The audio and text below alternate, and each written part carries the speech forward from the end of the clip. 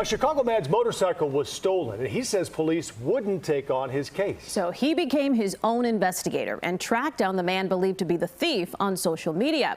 He took him to court and won, sort of. CBS News' Marissa Perlman is live in the newsroom with the story you'll see only on 2. Marissa. Well, Joe and Erica, 2 years ago, we introduced you to Avi Emanuel, frustrated with the Chicago police response to his stolen bike, valued at $10,000.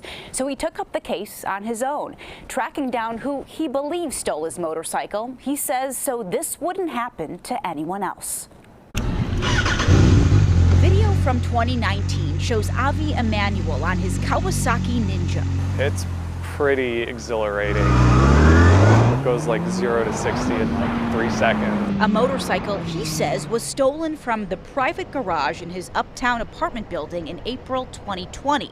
He reported the bike stolen, but after no action from police, he and a friend started doing their own detective work. We kind of figured that eventually some of the parts might turn up on, Facebook groups or Craigslist or who knows what. And they did. He tracked down his bike being sold piece by piece on social media by a Don Miller, who even posted videos of himself riding the bike on Snapchat.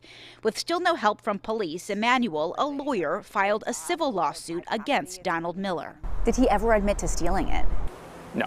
A judge ordered Miller to provide all of his social media information in court, but he refused, claiming all of his accounts were hacked and deleted. Clearly, the evidence of all his criminal activity is on those accounts.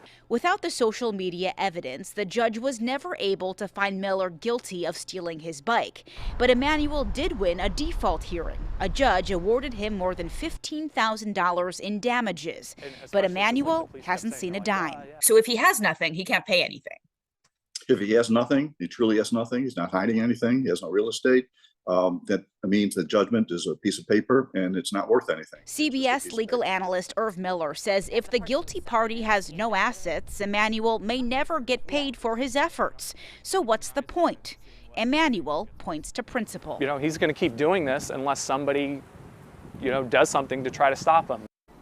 Now, experts say if Donald Miller does ever come into any assets, even years from now, he would be required to pay up.